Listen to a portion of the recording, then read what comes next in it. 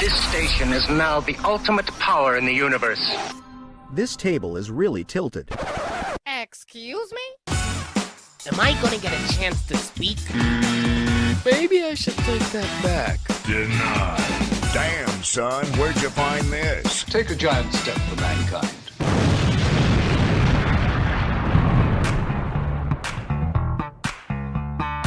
Welcome to the Tilted Table with your hosts, Sean and Joe.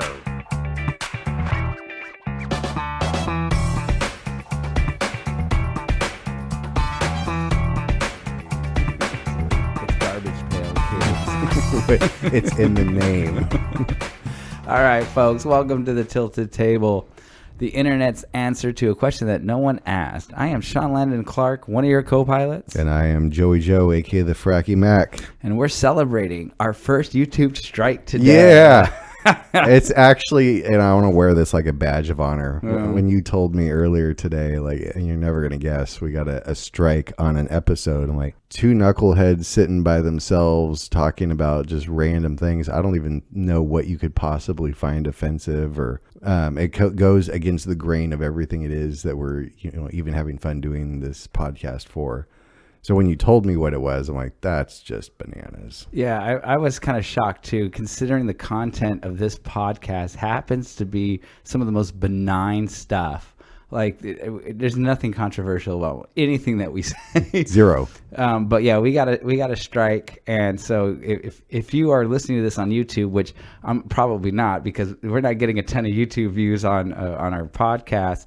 There is an episode 15, and this is episode 17, and there is no 16. I did appeal it, and I didn't really know exactly at the time when I got the message. I guess it's like an algorithm that caught something. And I'm like, I don't remember us talking about anything controversial. The strike was for misleading medical information, but it was on our conspiracy theories episode, which you can still listen to on a number of outlets like Spotify and Apple, so you can still get your hands on it. Don't be afraid to access it. It's a great episode. And I'm not saying that just because it's, me and Joe doing it. I'm saying that as an independent observer. Yeah, we touched on a couple of fascinating things, and that episode was definitely one of my favorites too. So yeah, apparently misleading medical information. We referenced a certain. I don't want to say it because then we'll get struck again. But it happens to be a recent kind of medical anomaly that swept the globe. Yeah, and it has a number, attached to it. I think most people would know what that is, but nonetheless, whatever. You live and learn. Hopefully, they'll repost it. I challenged it, and we'll see what happens. Anyways, so. Today, we decided, bouncing off the conspiracy theories episode, we decided we would talk about urban legends and some of the fascinating ones that are out there. Obviously, urban legends by design are not supposed to be true. With our conspiracy theory episode, we had the option to say, like, well, is it true? Is it not true? Is it false or whatever? But I did find an urban legend that is true. So we have at least one true urban legend. But I'm going to let Joe start with his urban legends. So, it was funny as I was doing some of the legwork and scribbling down notes of different urban legends. And I came across this one. And my very first thought was, there's no way that's an urban legend. That's true. There's a lot of facts about that. I've heard it for a number of years from a number of different sources, which I guess is what substantiates something becoming an urban legend. And it centers around Phil Collins' "In the Air Tonight." Classic song. It's a great. Anybody who says they don't drum solo in the middle of that is lying. Right. Yep. Of course. Yes. Everybody driving their car and that thing kicks in the subwoofers or whatnot. You're getting after it. So the thing about this song is it's allegedly about a drowning incident in which someone who was close enough to save the victim but doesn't help them. But Phil Collins, who's standing too far away to help, but just looks on while the person drowns. So there's a lot of different parts of the story, but it usually ends with Phil Collins singing this song at a concert while pointing out the guilty party somewhere in the crowd. So again, I've heard that a number of different times, and I was pretty shocked to go, oh, that's actually, you can Wikipedia that, and that falls under the urban legend. That I was not expecting. Wow. Yeah, that's an interesting story. I've never heard that story, and I grew up in that era. Phil Collins was at one point. It sounds plausible, though, right? Well, yeah. Yeah. And it doesn't mean he was being malicious. It could have been like, I was standing on the dock. It was like 50 feet above the water. There was a boat. Somebody couldn't help. Now I'm singing a song. That person could have made a choice. They didn't make a choice. Like, there's a lot of different ways that aren't nefarious that you could look at that. Well, and who knows, where it started from. You think about record companies. It's a great way to promote a song is to create some kind of, story Scandal. behind it. Yeah, and get it out there. Although that song was a pretty big hit, I'm not sure it needed, some sort of urban legend attached to it. But again, I don't put anything past record companies or any kind of entertainment industry to do what they can to promote something. That's interesting. Yeah. Well, it blew my mind because I literally, if you would have asked me, before actually looking that up, is, hey, do you know anything about Phil Collins is interesting? I'd be like, oh yeah, there's this crazy story. Check this out. So to find out that I've been psyoped for 20 years or whatever. See, that's almost disappointing that, you found out it wasn't true. I think I would have liked to live the rest of my life thinking that was true, because that's a cool story. It's a sad story, but it's still a cool story. Yeah. For sure.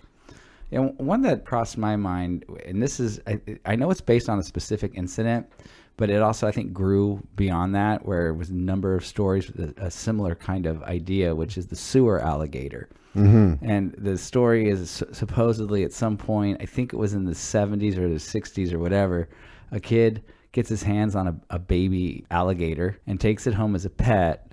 Parents find it, completely lose their shit. You got to get rid of this thing. So they flush it down the toilet, and it lives in the sewers of New York City and randomly attacks people. It somehow, comes out of the sewer up through the, the toilet or whatever. The manhole covers. Yeah, and gets people.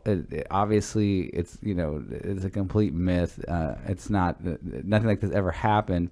But when I was a kid, I saw a number of television shows and movies that did run with this, this idea of flushing not just alligators or whatever, anything down the toilet, and somehow it survives in the sewers.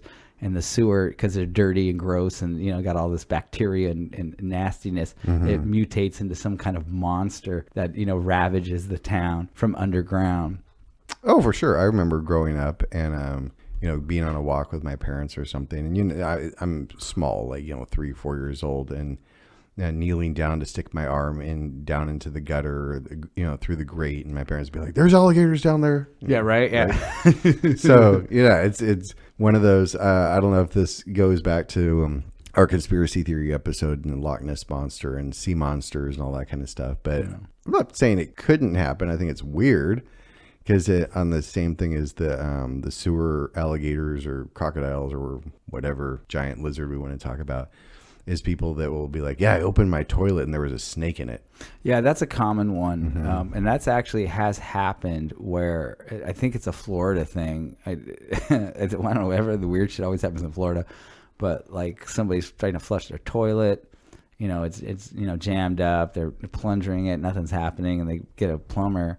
And they find that a snake is wedged in the thing. I literally have like creepy crawlies on my spine right now. It's not helping. Unfortunately, that isn't an urban legend, but I don't think there's a case of someone, sitting on the pot to take a dump and then some snake comes and bites him in the ass. I don't think that's ever happened. Not that I know of.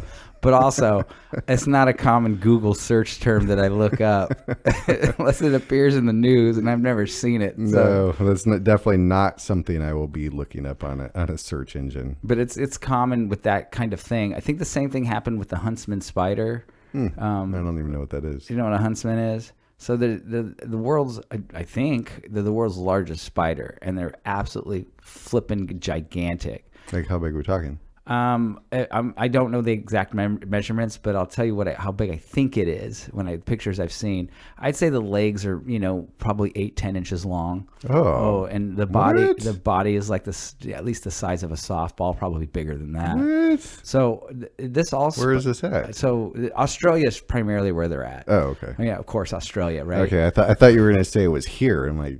No, although somebody once told me that they found a huntsman spider like in Porterville or something. But okay, I don't know. I don't want to start freaking people out. So the actual urban, it's not an urban legend because they exist. It's just how they act and what they do. That's the urban legend, because they're not, poisonous spiders. They're not attacking humans. They're just gigantic fucking spiders. So it comes out of Iraq, where there's a famous picture of a soldier holding the legs of one of these things, and it looks flippin' massive. And they called it a camel spider. And that was, I guess, the term that got first kind of circulated around the internet. And they find out it's a huntsman spider, and like, oh, these things do exist. And, they're primarily in like New Zealand and Australia, in that area. And people started making these YouTube videos where, they're like, they got a huntsman spider in their house, and they're, trying to get it out of the house. And of course they use whatever effects, and the spider to jump at the screen. What? Yeah. So, but there are some actual videos of huntsman spiders that aren't fabricated or faked. There's one in particular I saw that was very disturbing. And I'm like, yeah, if you saw this, you'd be like, holy shit. I'm like, I want to run as far away from this thing as I can. It was a guy in a hotel room. He was in Australia, and the huntsman spider was up on the wall and had a rat, and it was just eating the rat. What? And this thing was just a gigantic spider. And I was just like, wow, if I saw that, I'd be like, fucking, where's my plane ticket? I'm out. Good day. Yeah. I'm out. I'm out. Those Warner Brother cartoons where Woody Woodpecker or Wile E. Coyote or whatever like bolts through the door, and there's a little like cloud. Poof. Yeah. Yep. It'd be that kind of a thing. So what I understand from huntsman spiders is that they're rare. I guess rare is not the word. They're not really in urban areas. So even in Australia, coming across one is not super, super common.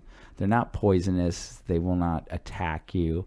Now, I don't know if you held one, would it bite you? Maybe. I'm sure it's very much like a tarantula. Not trying to find out though, man. Yeah, I wouldn't want to mess with it. But yeah, if you want to see some freaky stuff with spiders, that's a go-to, because those things are intimidating. Like, whoa, you see that thing and you would be like, no way. I don't want anything to do with that. Should be firebombed off the face of the earth immediately. Well, it's funny, and we won't stray too far off of our urban legends topic, but I have a friend, Shane. Shout out, Shane, if you're listening. I've known him for years, and he was asking why I don't ever come to visit. So I'm a very prolific texter, but I haven't been over to his house in a long time. And I'm like, well, dude, the one time I came over, I didn't realize how into reptiles you are, and you've got tanks all over your house and your living room. I'm not trying to hang out on your couch with a boa constrictor behind my head.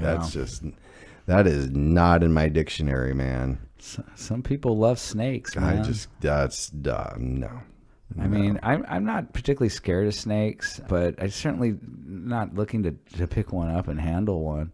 I'm not interested. Not even interested in looking. I don't even need the knowledge of presence. Yeah, and I find snake owners just interesting, because snakes, they're cold-blooded animals, and they're not friendly. They don't like you. The only reason it doesn't eat you is it doesn't think it can. Like, you're too big. Like, I've seen these videos where... No, let's not talk about it. No, hold on. I'm already getting weirded out. No, this is an interesting video. So there was this family, and they had a boa or a python. It wasn't a boa. It had to be a python. So it was a python, and they have their daughter. And if I had to guess her age, I would say she's, maybe 3, 4, possibly 5, somewhere in there. And they're playing with the snake. And, the daughter's, touching the snake, and the snake, gets right in the daughter's face and is like flicking his tongue on her nose. And they're like, oh, look, it's so cute. And my first thought was like, that's not cute. That snake is trying to gauge whether or not it can eat that kid. Like, it's sizing the kid up. And I was like, I can't, this is ridiculous. So I scrolled down to the comments. First comment was like, the only reason that snake is flicking its tongue at the kid's nose is it's sizing that kid up. I'm like, yeah, see, I'm right. So whatever. People do whatever they want to do. I'm not against it. It's just not my jam at all. No. And I do find people that like snakes to be weird, because they really think that these snakes is just like a cool pet. It doesn't like you. It wants to eat you. It just isn't hungry right now. And when it is hungry, it's looking at you going like, you're too big to swallow, so I'm not going to try. But they do sometimes. And you get those stories where like a guy will wake up and the snake's halfway up its leg. Yeah. Man. No. That's not an urban legend. That's real. Yeah. Yeah. So yeah, the sewer alligators, not real, doesn't exist. Cool story though. And it's one that's persisted for decades. Oh yeah. Yeah, and every couple of years you'll see Probably some- back to like the early 1900s is probably how far it goes back. Yeah, I don't know where it started. I just remember when I was a kid seeing a movie or I think it was a made-for-TV film where that was kind of the premise.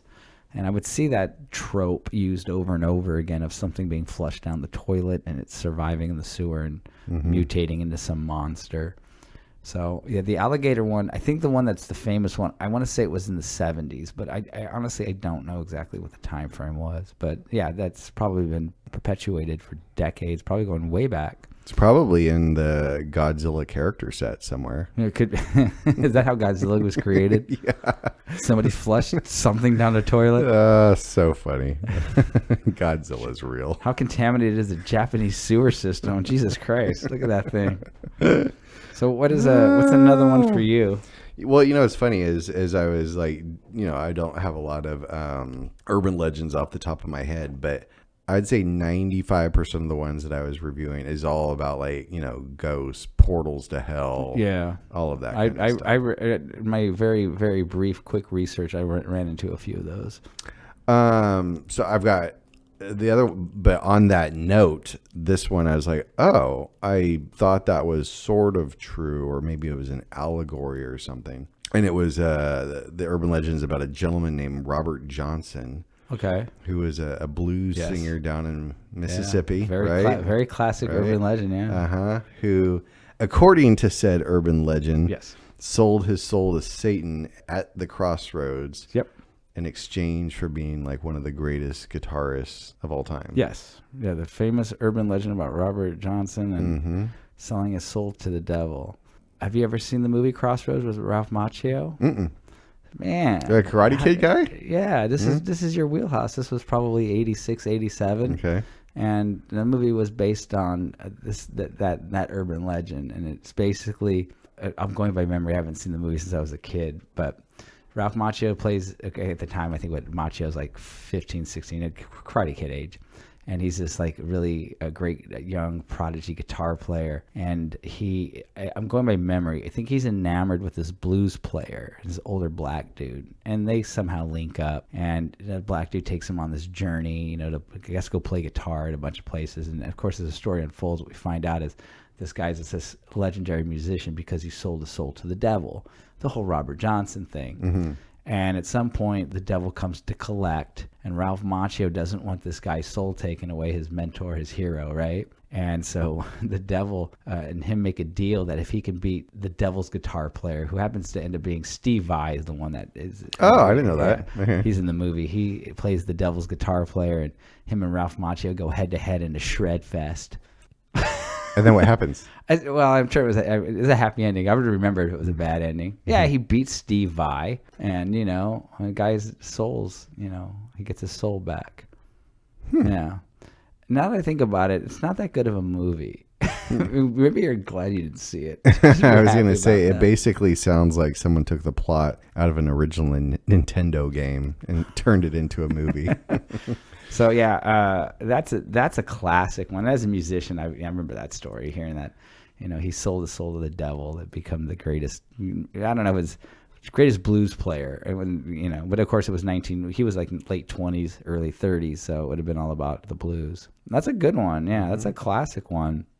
Another one that I came across as, we've talked about, nostalgia and wrestling and early TV and all that kind of stuff. It was an urban legend around the Ultimate Warrior, which I thought was like, The stories revolve around how he died. And, like what exactly did he die from? And a couple of the reports were that he died because his arm tassels were tied too tightly and it cut off circulation, which led to issues with his heart and whatnot. Other ones are that he had overdosed on steroids.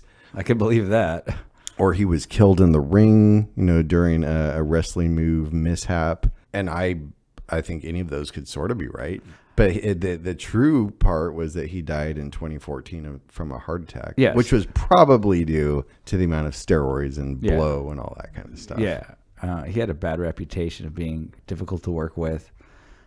Terrible. That's why he was never anointed like Hulk Hogan 2.0. Yeah, well, initially they wanted him to be that, but the problem is that he wasn't that likable, and I don't think, at the end of the day, I don't think his promos and the character of the Ultimate Warrior really resonated as hard as I think Vince McMahon thought it would. Mm-hmm. And there was a lot of contract disputes. I cannot believe I know this much about WWE. Ultimate Warrior. I do watch some YouTube videos on wrestling. I grew up on wrestling, so a lot of this stuff fascinates me a little bit, behind the scenes type stuff. But apparently he had gone to Vince and demanded Hulk Hogan money. And Vince McMahon said, Hulk Hogan draws. You don't draw that hard, so I'm not going to give them money. And that was a big back and forth. And ultimately, they got rid of him. Also, there was an incident where he hit somebody at an airport, and someone rolled up on him, and it was a kid he hit. It wasn't like another adult. Oh, I never heard that story. And that was a big deal. And then he had to cut a promo where he apologizes for hitting this kid. And you can actually watch the outtakes of the promo. Like he's, starts to record it and fumbles and he cuts. And he comes across as such an asshole. He's just like, he's doing the whole Ultimate Warrior thing and he screws up. He's like, God damn it. Just like, what do I got to do this? I didn't even do anything to this kid. Just like, just being a complete jerk. And I'm just like, all right, whatever. So, yeah, steroids. I mean, it's totally steroids. Yeah. I mean, half the wrestlers died early because of that kind of abuse. Probably also the abuse in the ring. I know it's, scripted, but those dudes are, it's a real deal. Yeah, they're putting their bodies through a lot of hell. Yeah. I mean, there's, of course, there's a story and there's, fake and all that kind of stuff. But for a while I got back into it. I want to say it was like 2010-ish, and I was actually getting seats, like front row seats right behind the announcers. Yeah, like I could just like reach over and tap them on the shoulder. And in one of the events I went to, I forget who it was, they got thrown out of the ring on top of the table in front of the announcers, and those were real TVs because I was watching the TVs over their shoulder. And then that's when the cameras cut because the ambulance had to come in and strap the guy down and take him away. And that wasn't staged. I was watching the whole thing like 3 feet in front of me, and that dude clearly almost broke his back. Yeah, we could actually do an entire show about some of the things with wrestling. I don't want to get deep into wrestling, but there was an incident in the 90s with a wrestler who was 17 years old. I don't know if you know, the character's name was Mass Transit. Mm-mm. Yeah, was he the one that fell out of the rafters? No, that was Owen Hart. This is Extreme Championship Wrestling, so this is not WWE. And it's a sad story with what this wrestler did to this kid who's 17 years old. I'm not going to get into it. That could be a whole nother episode, maybe something we could consider doing, some of the crazy wrestling I'm down. We'll do that later. Yeah, because I think a lot of people, if you don't watch wrestling, I think a lot of people really honestly believe it's just sort of the scripted, choreographed dance. But it's I don't know what it's like today. It may be more that way, maybe regulations to make it safer. But, you go back to the old days of wrestling, and these dudes were pouncing on each other. And sometimes it was just brutally personal, and they would actually hit each other because somebody did a move wrong or some other animosity. The incident that I'm talking about with this kid was unprovoked, and it was the dude that did this is just like, this dude should be, I don't know if I think he may have gone to jail for this. I'm not sure, but he should have spent some time in prison because this was just basically, I'm going to take a kid. He had very little wrestling experience, if any at all. He was a fill-in because I guess the other wrestler didn't show up. And he goes in there with very little training, and I'm sure he thinks that, well, this is all kind of choreographed. And spin me around and bounce off the ropes. Dude fucked him up and would not stop. It's terrible. You can watch the video. It's online. Anyways, let's not get into wrestling. All of a sudden, let's turn this into WWE Action Hour, right? So Action Hour.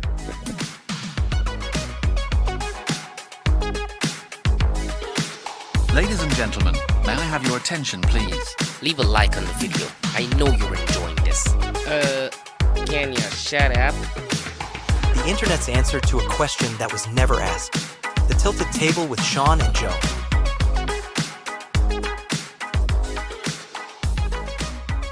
Anyways, I got one at Club 33 at Disneyland. So there's this restaurant at Disneyland called Club 33, and it's a secret restaurant, you have to be stupid rich to even get a membership. I think the membership is $250,000 a year. So that's just a membership to get in, minus what you're going to pay inside. And that's not even annual fees or any of that kind of stuff. So they supposedly, in this restaurant, there's all kinds of nefarious and evil things happening because, and again, it's for the elite. And it's like satanic rituals, and then claims that there's abuse of children and things like that. And I've seen a bunch of TikTok videos and Instagram reels where these people on podcasts are like, you know what goes on there, and saying all this stuff, and it's just insanity, right? And the reason I'm picking this, and I don't know if that's an urban legend, but one is like, does this place even actually exist? Because it's hidden inside Disneyland. It's not like it's just sitting out and you can see Club 33. And if it does exist, is it a place for the elite to do evil elite things? Right. And I'm bringing this up because I have had dinner at Club 33. Yes, I have been there. I have been into that restaurant. Now, how could someone like me, a complete unknown, who does not have $250,000 to pay for annual memberships, get in such an exclusive club? Is it because I know people? No. Is it because I'm rich? No. Is it because I'm famous? Well, hell no. None of these things. I got in. None of the above. Yeah, right? So what, did you break in? Did you fake like you were somebody? Do I look enough like a celebrity that I can say, hey, you know what? I'm Johnny Depp. And they're like, oh, yeah, Mr. Depp, please come in. You look like Vin Diesel in the off season. You know what I've gotten a lot of is Adam Sandler. A lot of people think I look like Adam Sandler. Okay. Anyways, whatever. I went to Disneyland with a couple of friends, and my ex-girlfriend's boss was gifted a membership to this club. And so we were going to Disneyland, and he told my ex, like, here, you know what? You can have access. Go have dinner there. Should be nice. So we got in to Club 33. Super nice people. We went in. I didn't recognize anybody inside there, although there was some claim that Daniel Radcliffe was there. It looked like it could have been him, but I'm not a big celebrity. I'm not going to go up to somebody. Like, who's that? I don't even know who that is. The guy who played Harry Potter in the movies. Oh. Yeah. Is it? Yeah, it's Daniel Radcliffe. I'm going to get the name right. It shows you how much I pay attention to this kind of shit, right? So we had dinner, and my friends brought their two sons. One of them, the age would be about 5, and the fancy food wasn't his jam. So it's like, can we get some macaroni and cheese at this super fine restaurant? And they're like, yeah, we can make you mac and cheese. And then he ended up getting sick and throwing up. It was very cute. Yeah. So we had dinner. It was a 7-course meal. 7-course meal. I don't want to ruin it for anybody out there that's wants to know all the nefarious, evil things happening at Club 33. It's a restaurant, and it's pretty good. Yeah, no, that's it. I say I've been there one time. I would give it that same kind of synopsis. Yeah, I think it's one of those, if you know, because I walked past the door a couple times before I realized, like, oh, there, it's right there. Yeah, I don't recall exactly where it was at. I see it above, in my head. Is it by Pirates? Yeah, it's above Pirates of the Caribbean. Yeah. So if you're inside the ride, and I've been to Disneyland twice in my life, so I'm no expert, but if you're inside of Pirates and you basically look up, right, when you're getting on the ship, you can see that window up there is where the restaurant's at. Okay. How'd you get in? It's probably the same people. Oh, yeah. I guess me and Joe know a lot of the same people. Shout out to, I don't want to say names. I don't want to put anybody's name out there, but shout out to the lovely man. We appreciate you. Yeah, the lovely man that kicked down his membership to us commoners so he could get into the exclusive. It was funny because a couple of people were asking, what are you guys doing next week? Since you're taking time off, and this is years ago. And when I told them, yeah, we're going to this restaurant. Apparently, it's inside of Disneyland. They're like, wait, how in the world do you even A, know about it? B, you can even go eat there. Like, who are these people that you know? And I didn't even know at the time it was a big deal. Yeah. Now so I didn't know it, when we got there. I didn't know anything about Club 33, and we just said we're going to dinner tonight, and so we go to this place, and that's when I was told, oh, this is very exclusive, and whoop-de-woo, and well, how are we getting in? Yeah. Okay. I'm really excited to hear about this other urban legend that's true. Well, do you have another one you want to share? Or you want to go right into mine? No, I want to go right into yours, man. Okay. So there's an urban legend of the North Pond Hermit.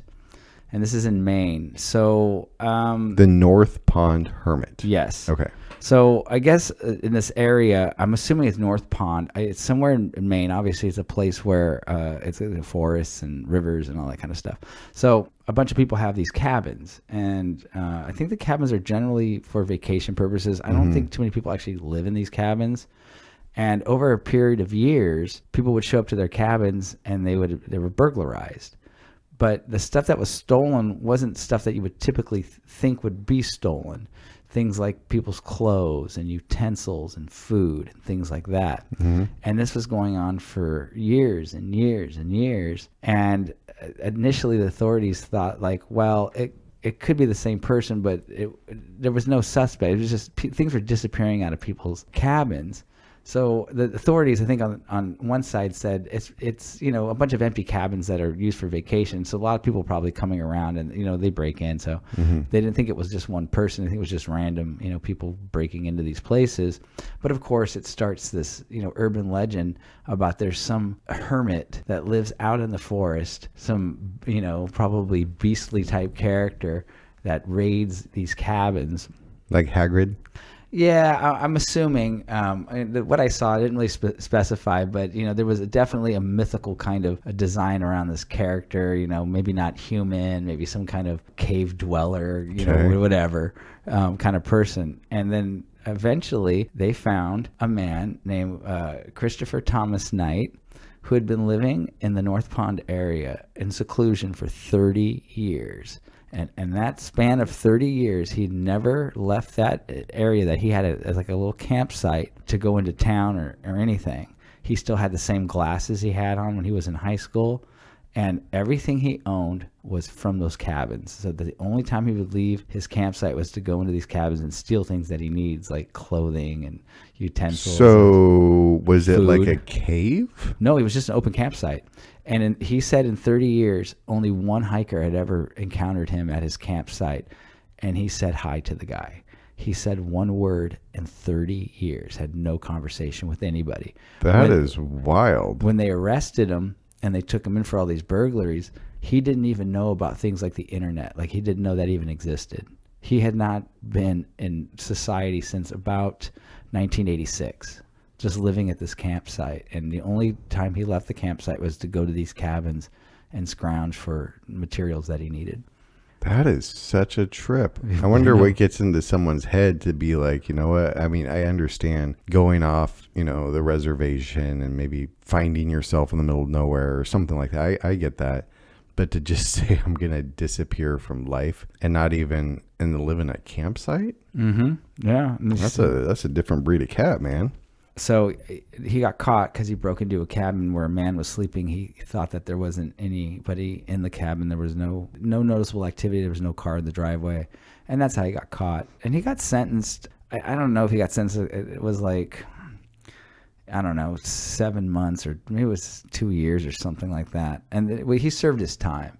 And then when he got out of prison, he disappeared. No one's seen him since. Probably back into the forest, back into the wilderness. That is a crazy story. Right?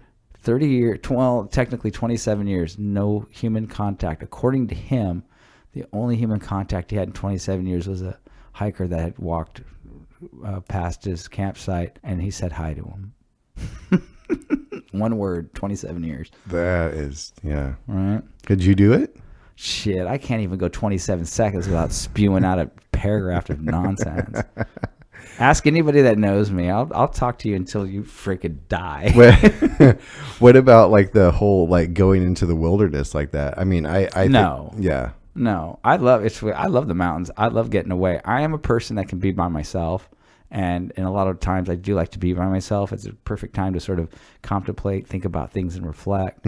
But yeah, right. Come on. I mean, look, we're humans. I'm stunned that anybody can stay away from other humans for that long. We need interaction. I just don't. There's no way. No way. I mean, that's no way to live for me. Not even close. No. I wouldn't do anything like that. I'm too social.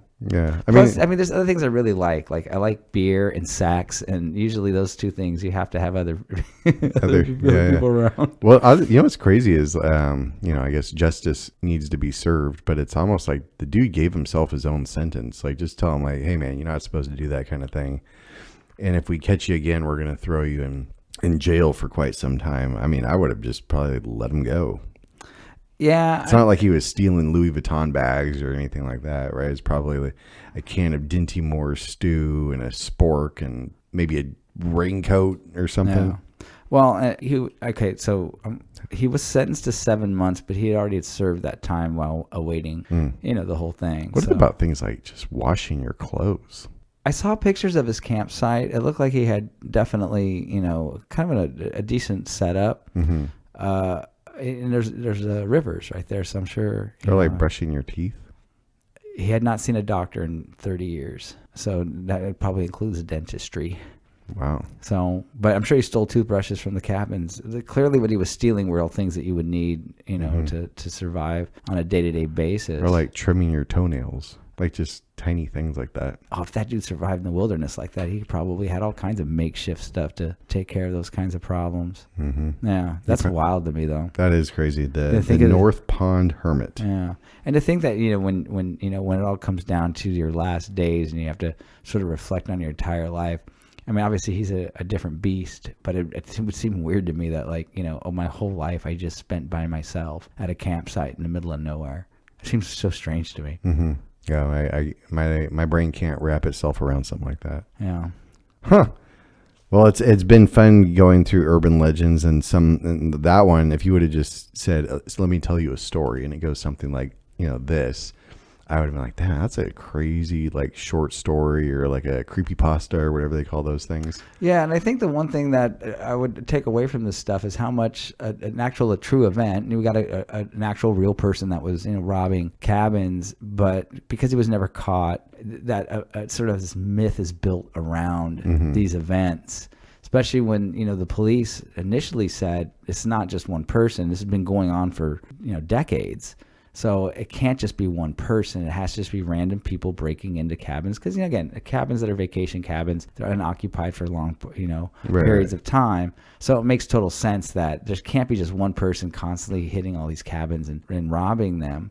But it was one person. But when everyone thinks it's multiple people, the myth is created that there's this weird, goblin hermit, whatever it is that they created, living in the woods that no one ever sees. The whole sort of myth is built around this character, and reality of it was that's what it was. There was this hermit living in the woods that no one ever saw, and that would periodically come out and snatch things from your cabin. That's crazy. Unfortunately, it isn't the goblin. It isn't some mythical weird creature. It was just a dude. Do you think he can feel it in the air tonight? I think he can feel it in the air tonight, wherever he's at. And if it's in Maine, he's probably freezing his balls off. No, thank you. Yeah, that was the other thing about it. They were saying how he'd survive winters where it would get 20 below zero, and he didn't really have the sort of materials and equipment to survive that, but he was able to survive those winters. So kudos to this dude. Yeah, it's like who's Bear Grylls on steroids, right? Yeah, fuck Richard Hatch and Survivor. That dude's the real. Give him $1 million. 100%, man.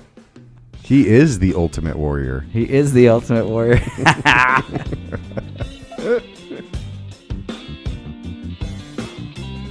I have an important announcement for you, so stay tuned.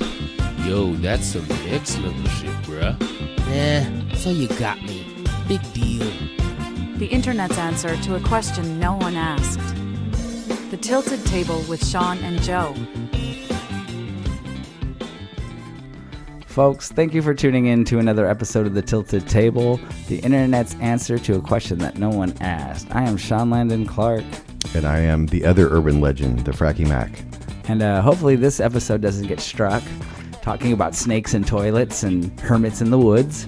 Well, if it does, that's only strike 2, and the third one, we're going to knock it out of the park. And if we talk about the Ultimate Warrior, we're always going to be on slate to possibly be canceled. Peace.